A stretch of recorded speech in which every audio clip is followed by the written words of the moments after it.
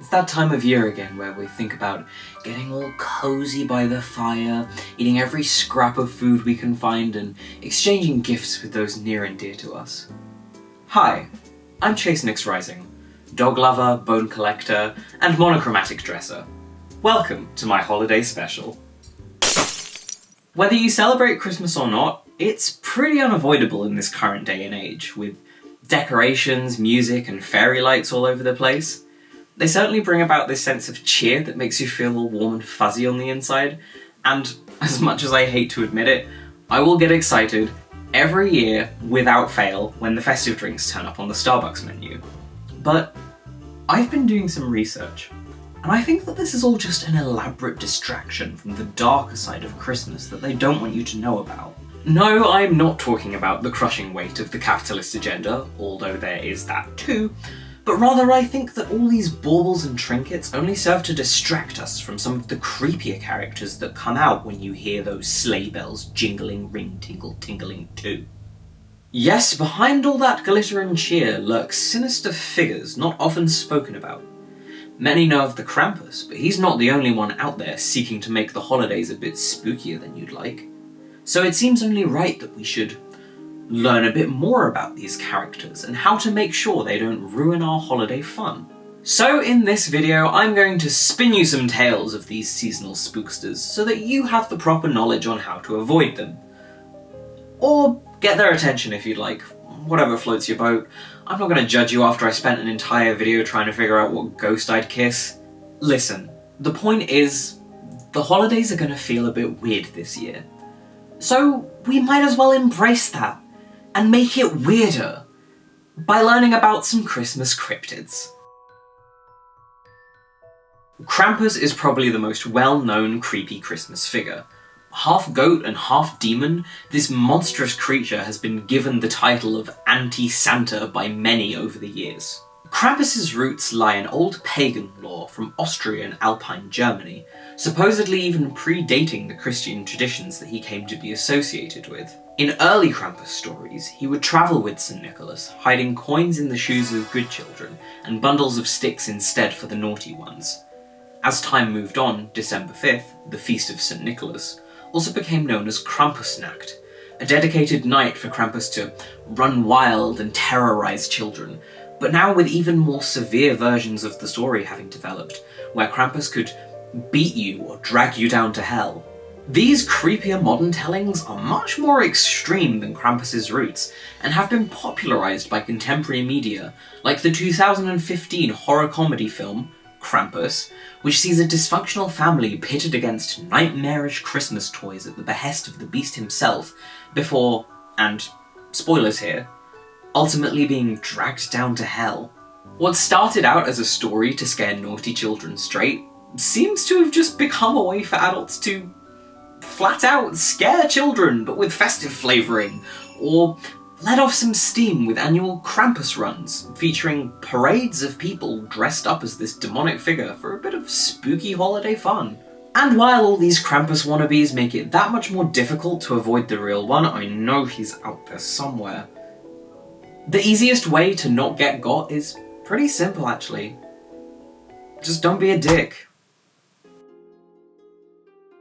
Down comes Gryla from the outer fields, with 40 tails, a bag on her back, a sword in her hand, to carve out the stomachs of children who cry for meat during Lent.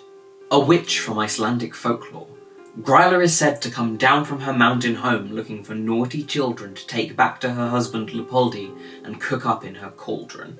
Whilst Gryla wasn't originally associated with Christmas, her theme of punishing naughty children by stuffing them into her bag for later consumption fit pretty well with Yuletide traditions of scaring bad kids into behaving, and she became known as Iceland's Christmas witch. Gryla was brought to a wider public attention in 2018's Chilling Adventures of Sabrina holiday special, where the witch was turned into more of a sympathetic figure. In this adaptation, she ate her first child as a means of survival, and regretted it so deeply that she now spends the rest of her years looking for children to add to her family. They also made her a fairly attractive human-looking woman, whereas legend would tell you she's more like some kind of troll or demon, and absolutely remorseless in her consumption of children, but the show did get something right, and that was the presence of the mischievous Yule Lads. These 13 troublemakers were originally a myth in their own right, but over the years joined Gryla's festive family as stories were shared and intermingled. Similarly to early versions of Krampus, the Yule Lads reward well-behaved children with candies and punish delinquents with rotten potatoes. This odd bunch used to be depicted as horrifying little monsters, but since have been given a more child-friendly makeover as mischievous trolls. Each Yule Lad has his own unique name and speciality for disrupting the regular Christmas cheer. So make sure to watch out for Door Slammer, Sausage Swiper, and Window Peeper this holiday season. As numerous as her clan may be, avoiding Gryla is also pretty easy. The first step is not to live in Iceland, as she seems pretty native to those lands. The second step again is just don't be naughty. Much like St. Nick himself, Gryla seems to have an ongoing bead on which kids are being naughty or nice throughout the year, so just be kind and cool and she'll leave you well enough alone. I can't say the same for the Yule Lads though, and I am deeply afraid that Spoonlicker will visit me in the night and comfort all my spoons. Iceland has one last spooky Christmas character to throw our way. The man-eating Yule Cat is another member of Gryla's clan, though this festive feline doesn't quite operate on the same wavelength as the rest of the family. While so many holiday figures are fretting over trivial things like who's been naughty and who's been nice, this bloodthirsty cat cares about one thing and one thing only: fashion. Legend has it that the Yule Cat, this huge, monstrous feline, would patrol the snowy lands on the days leading up to Christmas, looking for children who hadn't received new clothes and gobbled them up. In Icelandic tradition, children who completed their chores on time would be gifted new clothes to wear for Christmas Day, and so others would be threatened with a visit from the Yule Cat if they failed to complete their tasks. Not that the cat really cared if you'd been good or not, it just gets disappointed if you don't have any cool new socks for it to look at, and figures it might as well eat you for that.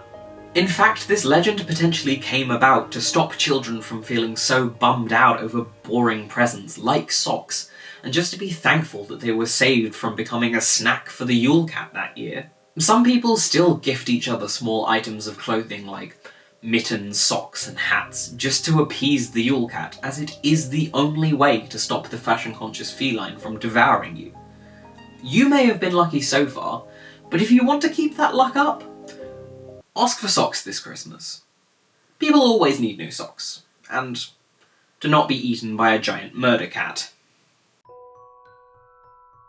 Hailing from Wales comes Mari Lwyd, a much more light-hearted but still somewhat creepy tradition in which the spirit of a singing horse skeleton appears around Christmas or New Year with one goal and one goal only: to get into your house. Dating back to the 1800s, the Mari Lwyd tradition features the skull of a horse placed on a stick and dressed up in a sheet and festive decorations to be puppeted for the purpose of singing songs. The puppeteer would then be accompanied by a troupe of performers, often dressed as stock characters like Punch and Judy. The troupe would approach a household and demand entry through song. The household would then be expected to come up with an excuse as to why Mari Lwyd could not enter, also in the form of a song or rhyme. This would go back and forth in an exchange called punko, until one side could no longer think of a clever retort. If the household lost, they would have to invite the troupe in for food and drink, where Mari Lwyd would run about causing mischief, scaring children and neighing as the leader of the troupe pretended to restrain it. Then the troupe would move on to the next household, often with a goodbye song and well wishes for the new year. In fact, many who won their musical battle of wits against Mari Lwyd still invited the troupe in to share in the good cheer, some believing that it could scare away anything unwanted like bad luck from the year. If you're looking to avoid Mari Lwyd, the easiest piece of advice I can give you is not to live in Wales. But really, this spooky Christmas figure isn't all that bad, and just wants to share in some revelry with you, despite its unusual appearance. And there you have it. You're now ready to keep out or welcome in these beings found on the creepier side of Christmas. Just make sure you've not been misbehaving too much, and Maybe ask your family for a pair of socks or two to avoid death by way of giant cat. However you may or may not be celebrating this year, we at nyxrising wish you our best, and happy holidays to all.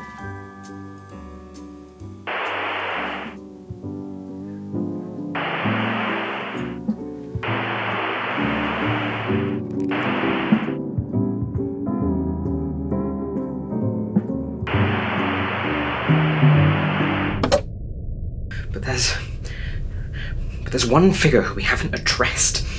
One whose power is more immense than the rest of them combined. He can travel further and faster than physically possible, and all in the space of one night. He can get into your home, regardless of locks, alarms, any kind of security. There's a warning by Old Saint Nick that you must heed.